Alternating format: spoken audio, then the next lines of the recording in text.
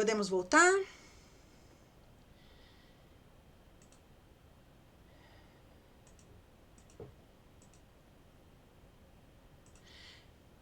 Eu imagino que para vocês a ideia é assim, como que a gente vai juntar tudo isso que ela está falando para chegar no ponto de Ruth? Uma das coisas que nós precisamos entender é que a palavra de Deus, ela Cláudia, nunca... teu volume ficou baixinho. Ah, ficou baixinho? E agora? Ah, Tá no máximo aqui para mim. Veja agora. Pra mim tá ótimo. Melhorou? Melhorou? Pra mim também. Ah, então tá baixo ou tá bom? Está normal. Ótimo, ótimo. Meninas, quando Deus chamou Israel, Deus tinha em mente que Israel funcionasse como uma espécie de vitrine da graça de Deus. Assim como para nós também. Quando eu falei da roupa do sacerdote com aqueles fios, a ideia é que ele representava a glória de Deus. Hoje em nós a glória de Deus não são fios de ouro, é a presença do Espírito Santo. Então nós brilhamos para Deus. Jesus fala que nós somos, né, ele é a luz do mundo e nós devemos ser luz também. Mas de que maneira que isso acontecia lá naquele tempo? Deus tinha, como Israel era uma nação, né? Deus tinha uma terra para aquele povo e ele entregou uma terra para aquele povo. Aquela terra se chamava Canaã, tá? E o povo tinha a responsabilidade de assumir a posição, né, nas tribos, de cuidar da terra que pertencia a Deus. A terra não era do povo, a terra era de Deus e Deus entregava a posse para Israel. E Deus fez um tratado, uma aliança, explicando como é que aquilo tinha que funcionar. Por isso que a gente tem Deuteronômio, que fala muito sobre cidade, né, como é que as casas deveriam ser construídas, que tipo de comida, como é que deveriam se relacionar com os povos da terra, e a ordem era extermínio, porque influências, né? Mas Deus fez, no final de Deuteronômio, uma lista de coisas em que ele dizia que se o povo não obedecesse, ele iria sofrer sanções da parte de Deus, ou seja, Deus iria disciplinar, uma disciplina gradativa, começaria da maneira mais suave até o ponto do exílio. E a gente viu que Israel passou por todas essas fases, isso aí é para um outro minicurso, né? Quando a gente falar sobre Daniel. Então, Deus avisou ao povo que ele tinha uma vontade expressa de como aquele povo deveria agir na terra em que ele estava entregando. Aí a gente tem o livro de Josué, a conquista, 7 anos. Mas a gente sabe que a conquista não foi completada. E aí a gente tem o problema da desobediência. Por quê? Porque à medida em que o povo foi desobedecendo, Deus foi cumprindo cada uma daquelas disposições, daquelas estipulações de Deuteronômio. Até o ponto em que a gente vai encontrar, no início do livro de Ruth, uma situação que vai representar essa disciplina do Senhor. Eu separei esse textinho aqui de Deuteronômio 28 e 23, para vocês entenderem aonde a gente vai alicerçar o nosso entendimento de Ruth. O Senhor transformará em pó a chuva que rega a sua terra, e cinzas cairão do céu até que vocês sejam destruídos. Mas Cláudio não está falando do povo ímpio? Não, não, não. É Deus falando do seu povo. Se vocês não me obedecerem, se vocês não ouvirem e atenderem às palavras da minha lei, eu vou punir vocês com seca. Eu vou punir vocês numa tal situação em que a terra vai ficar de um jeito inviável. Então, talvez a internet, Rosaura, deve estar ruinzinha, mas aqui para mim tá normal. Tá falhando? Meu Deus, por que será? Ai, ai, ai. Gente, vamos deixando a gravação. Acho que a gravação vai ficar melhor para vocês. Tá bom? Eu não sei nem o que sugerir, porque eu acho que sair e voltar não vai resolver muita coisa, porque a gente acabou de começar um... Melhorou? Deixa eu abrir a porta aqui para ver se melhora. Só um pouquinho a transmissão.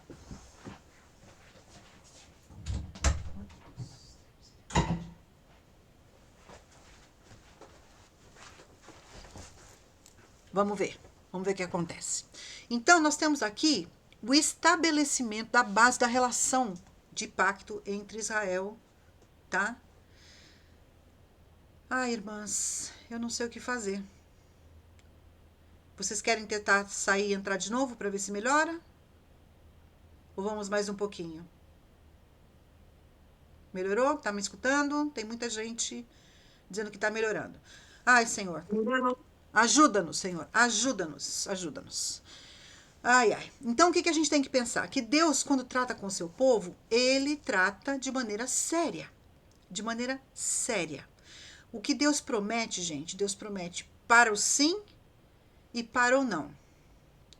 Ou seja, as promessas de Deus, elas não são só as promessas que a gente chama de positivas, de bênçãos, de alegria, de prosperidade, do shalom de Deus.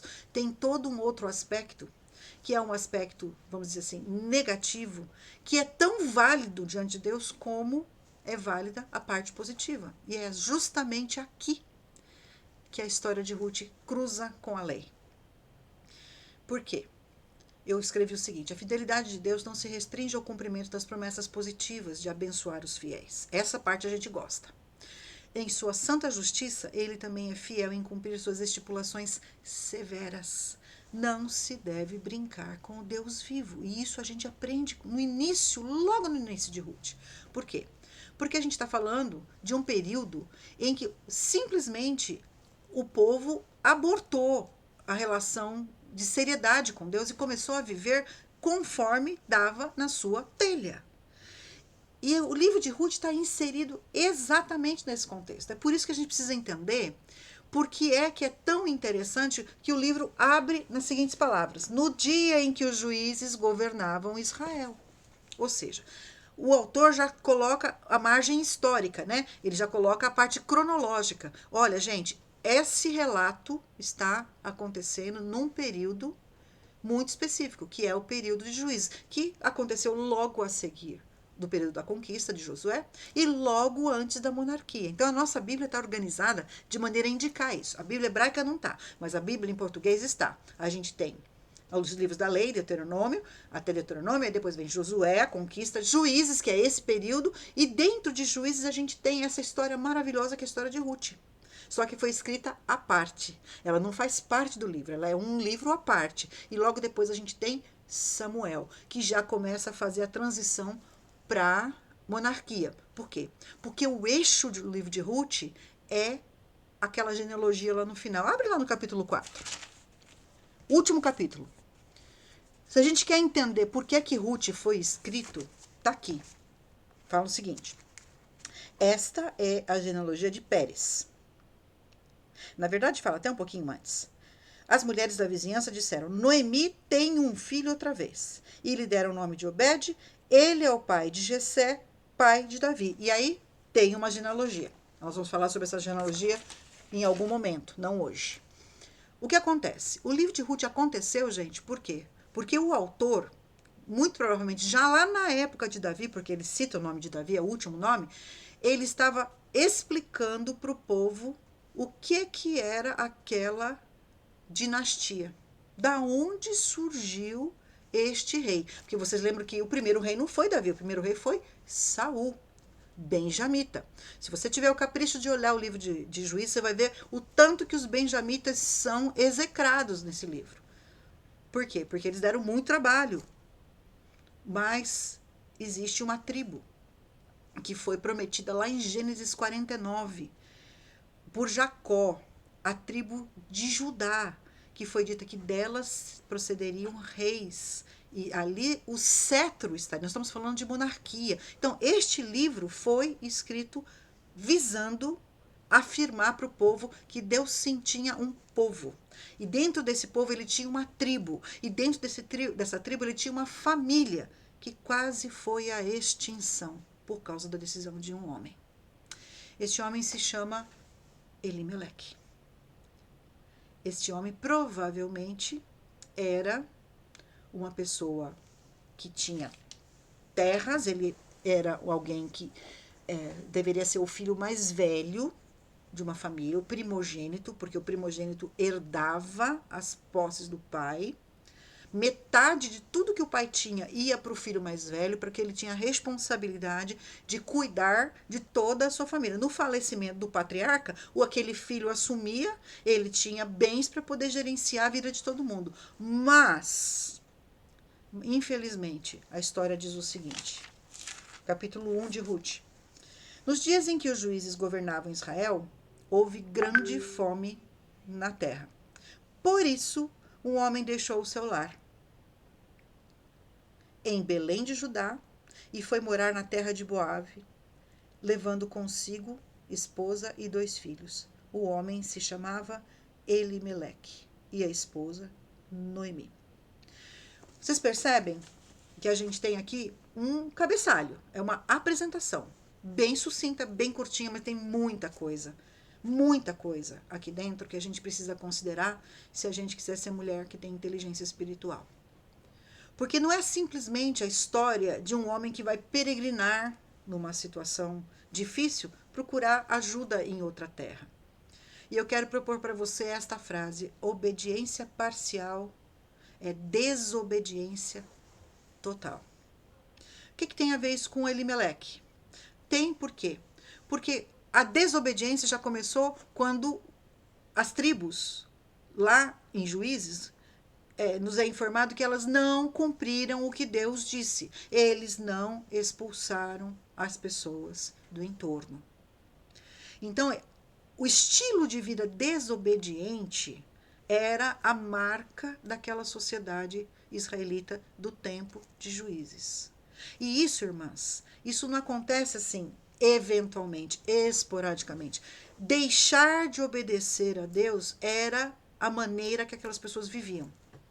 Deus tinha mandado fazer uma coisa e eles fizeram outra. Ou fizeram o que Deus mandou pela metade. Só que eu escrevi e eu reafirmo, obediência parcial é desobediência total, porque metade de uma coisa limpa é sujeira completa. Vocês devem ter se casado. Imagina, casar de branco, né? Uma tradição, pureza e tudo mais.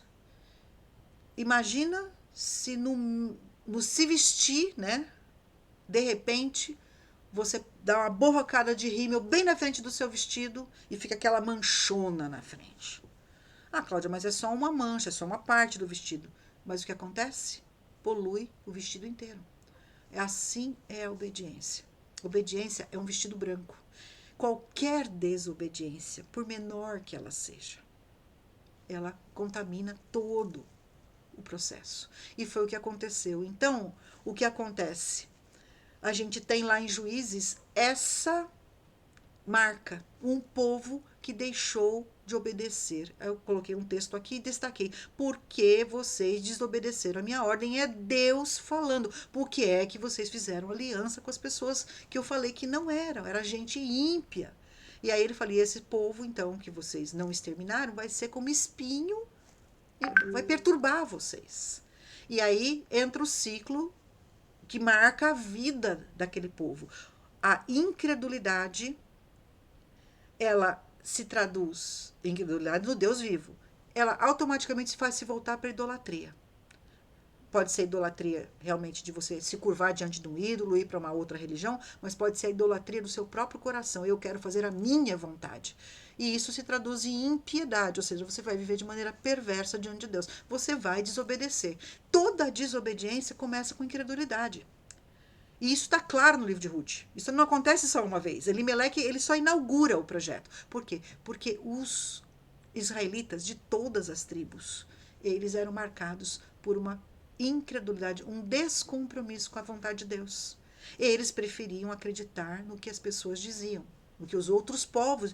A coisa ficou tão grave, gente, que lá em 1 Reis a gente sabe que Salomão, que construiu o templo de Deus, acabou construindo templos para outros deuses. E isso foi a destruição de Israel como uma nação unida. Reino do Norte, Reino do Sul. Ou seja, a marca do coração dos israelitas sempre foi incredulidade. No meio de um monte de gente, Deus tinha o seu remanescente que permaneceu fiel. Isso é claríssimo no livro de Ruth. Mas a gente tem essa marca na vida de Elimeleque. E aqui a gente tem o ciclo de como é que Deus tratava com isso. Por isso surgiram os juízes. Vocês podem ler isso de maneira interessante. E a coisa mais grave é que isso não aconteceu no final do livro. Isso aconteceu no começo do livro. O primeiro corrupto foi Jonatas, que era neto de Moisés. Ou seja, a corrupção do povo, o abandono de Deus, começou na própria geração do maior líder de Israel. Deixaram a palavra de Deus, deixaram a piedade, o temor do Senhor e começaram a fazer o que dava na cabeça. Esse é o versículo que marca o livro de Juízes. Então a gente sabe que por conta dessa impiedade, por conta dessa falta de temor a Deus, Deus mandou fome. Lembram de Deuteronômio? Vou fechar os céus. Vai ser como bronze sobre sua cabeça.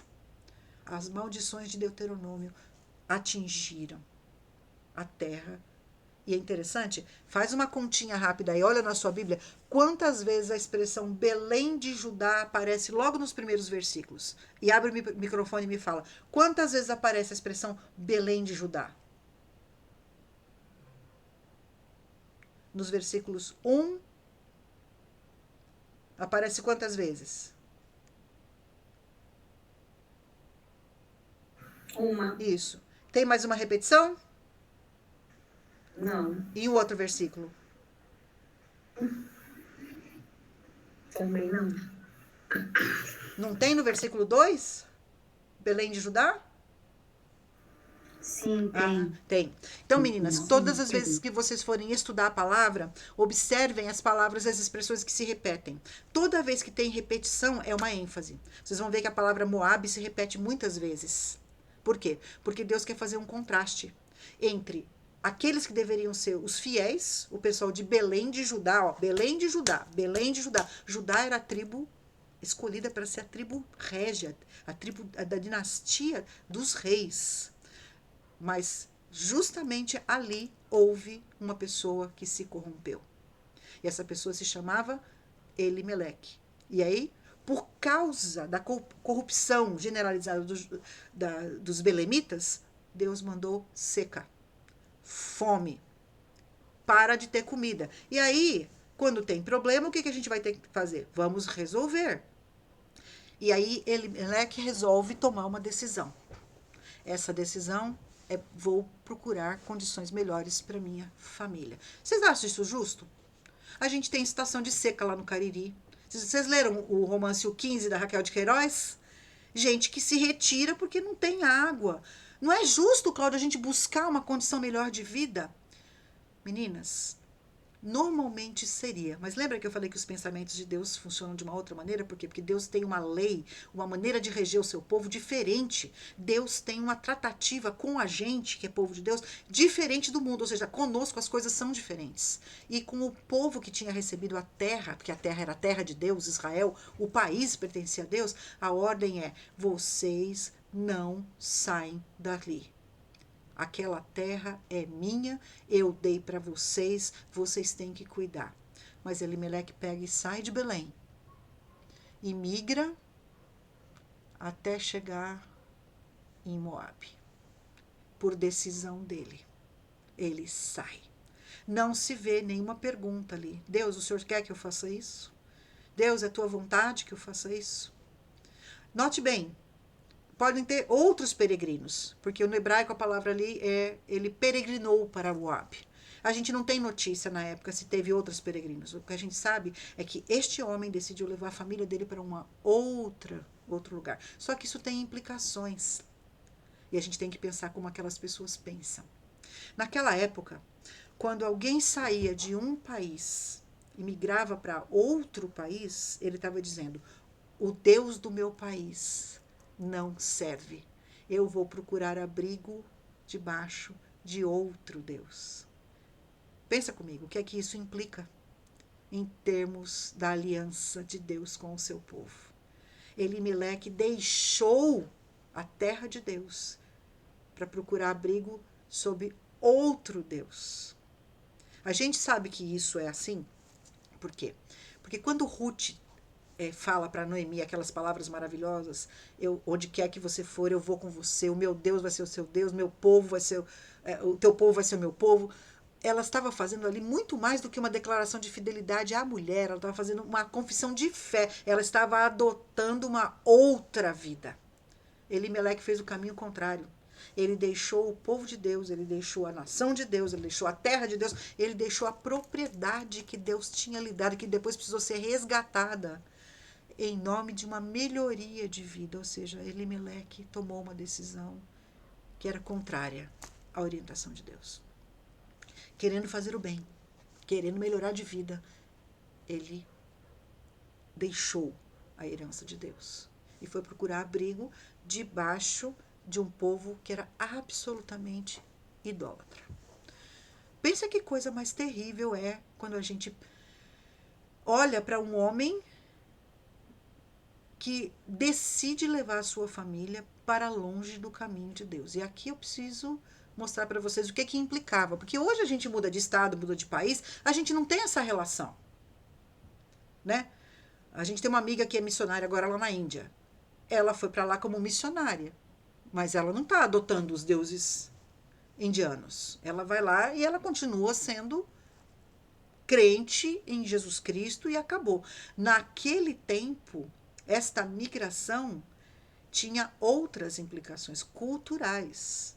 E olha aonde ela foi se enfiar. Debaixo do deus Moloque, o deus nacional de Moab. O nome é Camus, mas na verdade todos esses deuses que são ídolos, que Paulo diz que são demônios, eles todos tinham a mesma configuração. Eram deuses que eram adorados de maneira na prostituição, aceitavam sacrifício humano, eram deuses cruéis, eram deuses absolutamente diferentes, distorcidos do verdadeiro Deus. A decisão de Elimeleque pode não ter sido consciente, mas a implicação é: estou deixando a proteção do meu Deus e procurando a proteção do outro Deus do outro país. Era assim que os moabitas entendiam isso. Qual é a implicação disso para a gente? Às vezes a gente tem necessidades, a gente tem situações que a gente fala: meu Deus, eu preciso fazer alguma coisa. Eu preciso fazer alguma coisa. Preciso fazer alguma coisa. A emergência, eu preciso fazer alguma coisa. E a gente muitas vezes não pensa, não para usar a inteligência espiritual para ponderar o que é que Deus quer que eu faça. Eu simplesmente faço. Porque é emergência. Porque é necessidade. Porque se eu não fizer, e a gente acaba quebrando princípios e nos retirando, num certo sentido, da proteção de Deus, porque Deus muitas vezes permite que a gente vá. Deus permite, irmãs. Porque Deus é um pai que quer que a gente amadureça. Ele não nos abandona, mas ele deixa a gente ir. Só que, infelizmente, tudo que a gente decide traz consequências. E Elimeleque não foi sozinho. Ele levou toda a sua família, levou sua esposa, levou seus filhos, ou seja, a decisão do chefe da família implicou em uma consequência para a família. E a gente vai ver, quando estudar Noemi, como é que ela teve que lidar com isso. Por quê? Porque resolveu um problema imediato. Encheu a barriga de comida. Talvez teve um pouco mais de sossego. Mas, para Deus, o padrão não é ficar bem. Para Deus, o padrão é fazer o bem. É obedecer. Independente se o que você vai fazer na obediência vai te beneficiar imediatamente ou não. Elimeleque, como pai, talvez ele se preocupou, como marido ele se preocupou, mas ele não se preocupou em considerar como é que Deus, na aliança, havia proposto a vida de uma pessoa que dizia temer o Deus de Israel. Então, em vez de ser luz para as nações, ele foi se enfiar no meio das nações, no meio de um povo ímpio. Foi viver uma vida num lugar onde o Deus dele não era adorado. Pelo contrário, a leitura dos moabitas é: o que esse homem está fazendo aqui? Ele não diz que teme a Deus? Na terra dele tem fome, aqui tem fartura? Então, o nosso Deus é mais poderoso. O testemunho, gente. O testemunho. Esse homem, ele se colocou numa posição muito difícil diante do Senhor. No afã de resolvermos uma crise imediata, podemos nos desviar da vontade revelada pelo Senhor na palavra e, movidas pelo medo, pela pressão da urgência e pela ansiedade, tomar decisões apressadas e que não são aprovadas por ele. Esses são os caminhos de morte. Lembra de Provérbios? Há caminhos que ao homem parecem ser bons, mas ao final eles são caminhos de morte. Parece que esse versículo descreve a vida de Elimeleque. E é interessante porque o nome de Elimeleque é muito interessante. É um nome que você chega até a assustar. Elimeleque significa meu Deus é rei. El e Meler. Deus é meu rei. Só que a decisão dele mostrou que o rei dele era bem outro. Era ele mesmo. Porque ele não considerou as estipulações do Deus dele lá na aliança. Não deixem a minha terra. Eu sou o provedor. E Deus falou o seguinte na aliança. Deuteronômio 29, Deuteronômio 30. Eu vou mandar fechar o céu. Vai haver seca. Mas se vocês voltarem para mim, se vocês se arrependerem, eu vou abrir os céus e haverá de novo. Deus prometeu bênçãos para o arrependimento. Mas em vez de esperar o tempo de Deus responder, Elimeleque foi lá e tomou as suas próprias decisões. Irmãs, isso é uma coisa muito séria. Isso não é brincadeira. Isso pode representar a vida e a morte. E no caso deles foi o que aconteceu. Mas Elimeleque era um homem do seu tempo. Porque o que Juízes diz sobre aquele pessoal? Naqueles tempos não tinha rei. Israel era um grupo de pessoas que cada um fazia o que parecia certo aos seus olhos. Ou seja, o padrão das pessoas era igual agora na pós-modernidade. Vale o que eu quero. O que eu acho é a verdade. Elimeleque tomou uma decisão baseada naquilo que ele entendia que deveria ser. Aí eu fico perguntando, né? Cadê o sacerdote nessa hora para chegar e falar, irmãos, nós temos uma promessa, mas estava tudo tão contaminado, minhas irmãs. Estava tudo tão contaminado. A gente sabe disso por causa do começo da história de Ana e Samuel. Vocês lembram da história de como era o pessoal que trabalhava no tabernáculo? Eli, seus 2 filhos, Rofini e Finéias. Esse é o ambiente de Ruth. E Elimeleque seguiu o seu próprio coração. E foram para Moabe. Talvez a princípio pensando, eu vou, fico lá um pouco e volto, mas acabaram se aculturando. O pecado tem esse condão. Ele vai seduzindo a gente. A facilidade. A gente vai se encontrando, vai fazendo, né, as nossas tendas, vai se acostumando. E o que antigamente nos incomodava, sabendo que era desobediência, passa a ser tudo bem, Deus entende. Percebem o perigo da acomodação do coração, da aculturação? A gente deixa de ser cultura de Deus e passa a viver a cultura deste mundo. É isso que Paulo fala quando ele diz o Deus deste século. Ele fala do ambiente que permeia esse nosso mundo e que tenta nos convencer que o jeito do diabo é o melhor. E que o jeito de Deus é ultrapassado, é sofrido, é ruim. Para que esperar para ir para a cama com o namorado, com o noivo? Imagina, vai casar mesmo, dorme lá e acabou. E tudo bem, ninguém pode me julgar. Essa palavra, né? Ninguém pode me julgar. O que tem? O que tem contar uma mentirinha? O que tem ir lá e fazer uma sonegaçãozinha, uma trapacinha? O que tem? Isso é aculturação. E eles começaram a morar em Moabe, e em Moabe eles ficaram. E Noemi estava ali, estava junto. A gente vai ver que Noemi parece-me que tinha uma mentalidade um pouquinho diferente de Elimeleque. Ela foi a coluna dessa história. Mas a decisão de Elimeleque afetou Noemi. E a gente precisa pensar, irmãs, que a gente tem que ter noção de que o que a gente pondera diante de Deus, a gente vai ser responsável. E que Deus não é Deus de brincadeira. Quando Deus fala que alguma coisa é séria, é porque é muito séria. Nós devemos levar a palavra de Deus muito a sério. E eles tinham clareza na obediência. Não é para deixar a terra que eu dei para vocês. Fiquem na terra. Arrependam-se. Convertam-se. Vocês lembram de 2 Crônicas 7,14? Vocês sabem, se o meu povo, que se chama pelo meu nome, se humilhar e voltar-se e orar, então, e se arrepender dos seus maus caminhos, então sararei a terra. Isso aí não nasceu em Crônicas, isso nasceu lá em Deuteronômio. Era a lei que Elimeleque deveria ter obedecido e não obedeceu. Saiu da terra, saiu do povo e, infelizmente, fome, fuga, fatalidade. Elimeleque morreu e Noemi ficou com os 2 filhos. Os meninos deveriam ter em torno de uns 10 anos, possivelmente.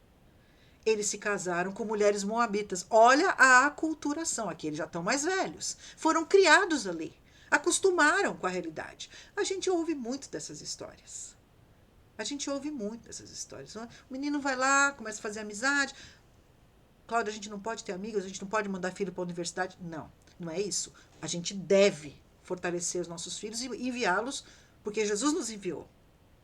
Mas se você está vivendo errado, seu filho está aprendendo errado. Ele vai pensar errado. Esse é o problema da aculturação. Da gente desconsiderar a cultura de Deus, achando que é puritana demais, que é inviável demais, que desse jeito não dá pra gente viver. A gente vai ajeitando, né? Criando. E aí os nossos filhos vão aprendendo que qualquer coisa tá bom para Deus, que no fim dá tudo certo. Não é que a gente canta, vai dar tudo certo? Só que não. E aí o que acontece? Esses meninos se casam com mulheres moabitas. Eles também assumem um compromisso com famílias moabitas, que são adoradoras do Deus Camus, do Deus sanguinário. Ou seja, eles entraram na cultura e ali ficaram.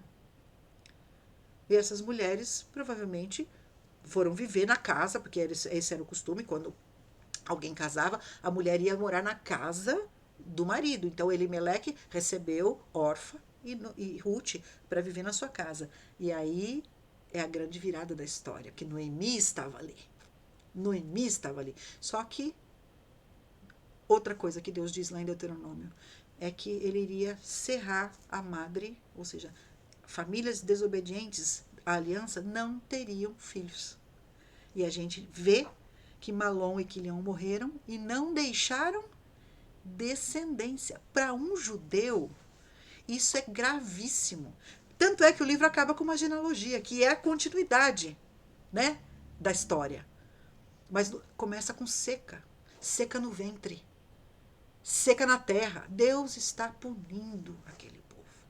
E Deus está punindo Elimeleque, porque o nome dele não teria continuidade. Porque ele morreu. Deixou 2 filhos, mas os 2 filhos também morreram. E a gente sabe que Ruth não era estéril, porque ela produziu o bebê lá no final do livro. Vocês percebem a gravidade do que a gente está lidando, gente? Decisões. E a Noemi é atingida pela tragédia. Ela fica sozinha, ela fica sem os 2 filhos, ela fica sem o marido, e ela diz, Deus pesou a sua mão contra mim. Quando a gente for estudar Noemi, a gente vai ter que entender o que ela quis dizer com isso. Como é que ela leu a decisão do marido?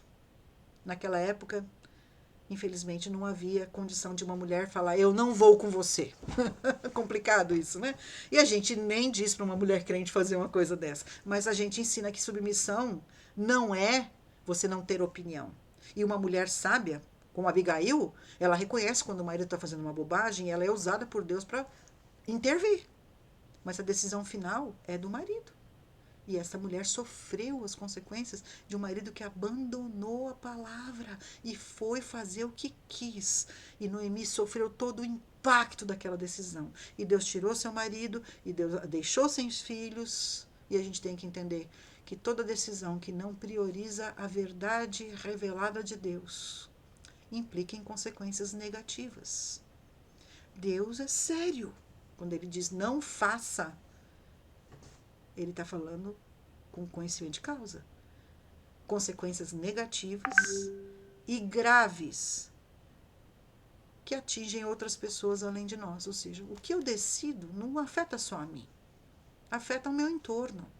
Afeta o testemunho. Afeta tudo. Eu não posso brincar de ser cristã. Eu não posso simplesmente falar, eu vou arriscar, contando com a graça de Deus. Deus é maravilhoso. Quantos livramentos Deus já concedeu quando nós, de maneira ignorante, tomamos decisões insensatas. Esse é um aspecto. Deus tem misericórdia de nós. Mas quando a gente toma decisões com conhecimento de causa, desobediência voluntária, minhas irmãs, a coisa é muito séria. É muito complicado. E Deus, sendo misericordioso, Ele quer que a gente cresça. Ele não quer que a gente seja criança para sempre. Deus não infantiliza a mulher. Deus não vitimiza a mulher. Deus diz, você é responsável por sua vida diante de mim. Você precisa entender o que eu penso, por isso, inteligência espiritual. Para você poder seguir os meus passos e fazer o que eu digo, mesmo que pareça loucura, ficar na terra. Quando todo mundo está vendo que do outro lado do planeta tem comida, tem fartura, Deus fala, fica. Então fique. Deus quer a nossa obediência. Nós temos que pensar isso. Toda desobediência nasce de um coração incrédulo, que desconfia da lealdade, da verdade e da fidelidade de Deus. Avalie seu coração, minha irmã, as decisões que Deus tem colocado diante de você, o que Deus tem lhe revelado como sendo vontade dele, que você está lutando, porque você quer fazer o que você quer. Eu falo de mim, quanta luta no meu coração. Deus sabe. Mas Deus está nos chamando hoje a nos posicionarmos. Aquilo que Deus nos está revelando da vontade dele, nós somos responsáveis. E a decisão que a gente vai tomar é nossa. Deus não se responsabiliza pela decisão, ele se responsabiliza pelo ensino, em revelar para nós a sua vontade. E nós, com a graça dele, precisamos obedecer. Mas ele não vai obedecer por nós. Então, a gente precisa pensar que com toda essa tragédia, quando parece tudo perdido, Noemi soube que em Moabe o Senhor tinha abençoado o seu povo, dando-lhe boas colheitas. Ela deve ter pensado, ai, se a gente tivesse esperado só um pouquinho. Ai, se a gente tivesse ficado. Veja, eu posso dizer por inferência que aquela seca era uma maldição de Deus, aquela maldição deuteronômica, porque aqui a palavra Deus abençoou o seu povo. Deus promete abençoar aos fiéis.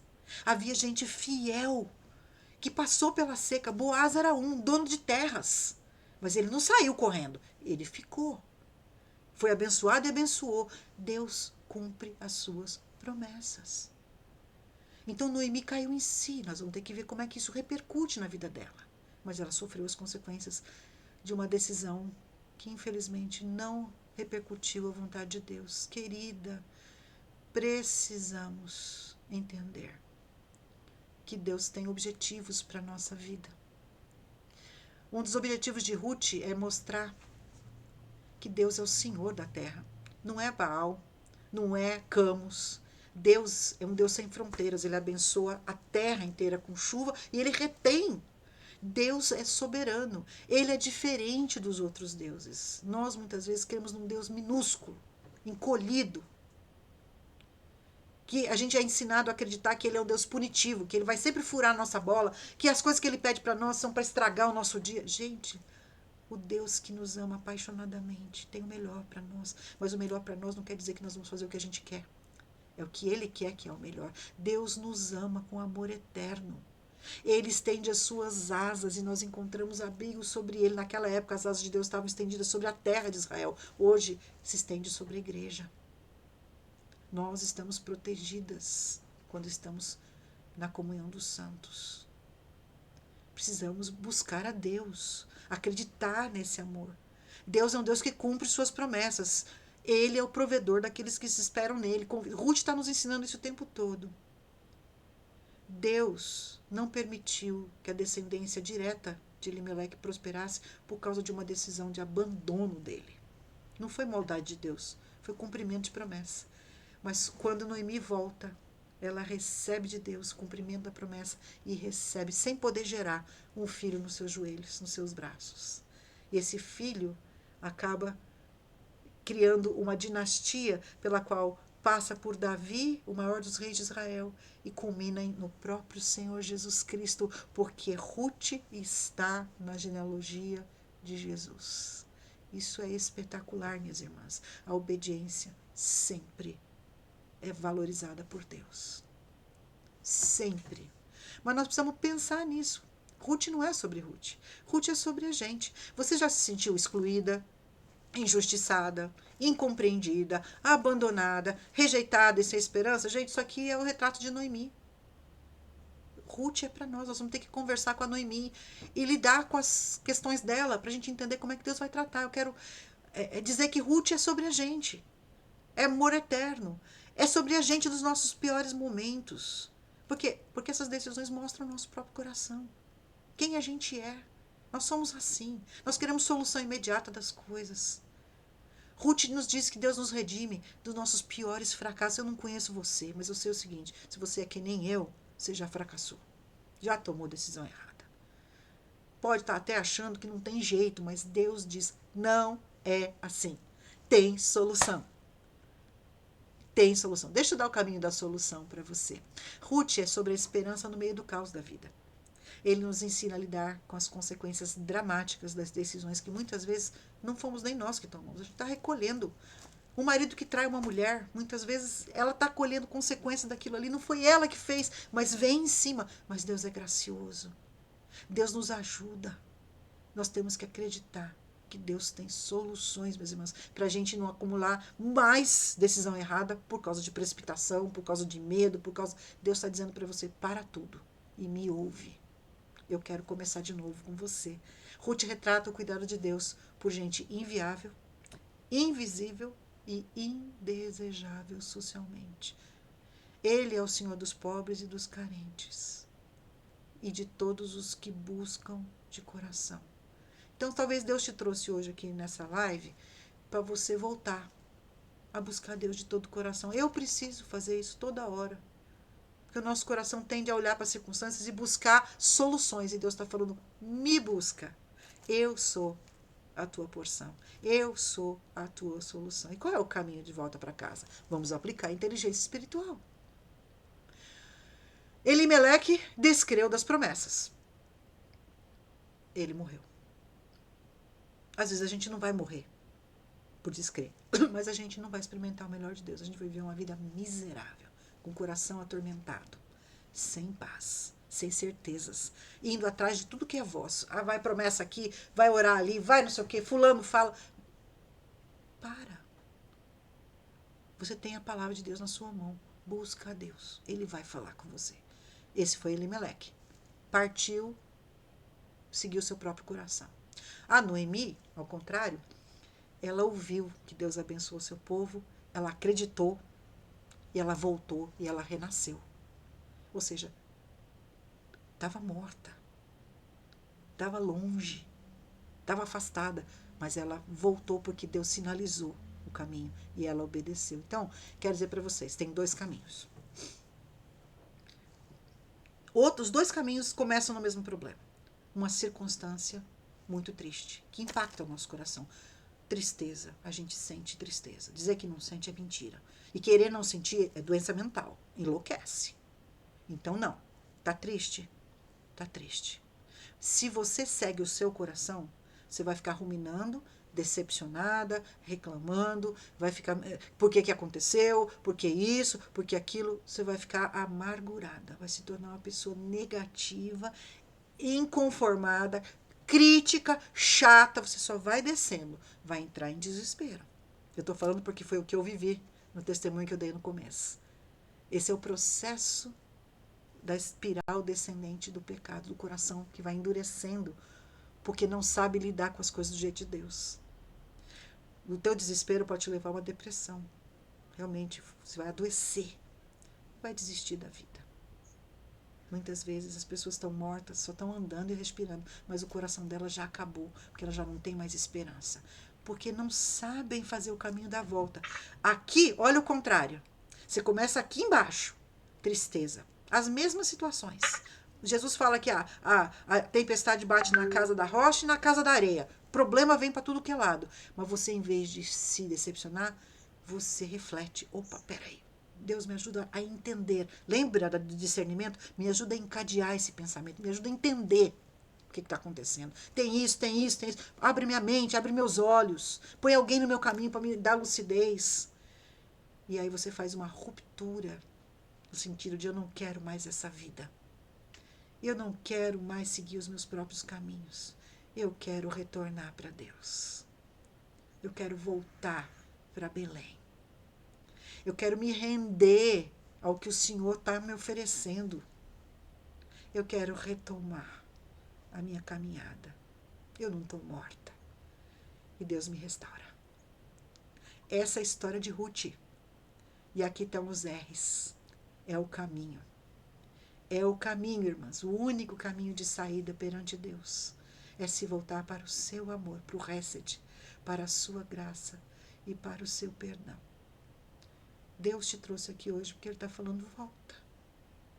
Volta. Volta. A segurança não está em continuar no caminho que eu já tomei. A segurança está em parar, romper com aquela decisão e retornar. E Jesus disse, ó, o descendente de Ruth: venham a mim todos vocês que estão cansados e sobrecarregados, e eu lhes darei descanso. Como a gente precisa, quando a alma está quente, quando a gente está desanimada, quando a gente não vê caminho, Deus fala: eu te dou descanso, paz, shalom. Tomem sobre vocês o meu jugo, a obediência de Deus. Esse é o jugo. Jesus está falando: me obedeçam. João 15, permaneçam em mim. Me obedeçam, obedeçam a minha palavra. E deixem que eu lhes ensine. Nós não temos que adivinhar nada. Deus é quem dá pleno conhecimento da vontade dele, sabedoria e discernimento. Ele nos ensina, pois sou manso e humilde de coração. Deus não está com um chicote em cima da gente. E encontrarão descanso para a alma.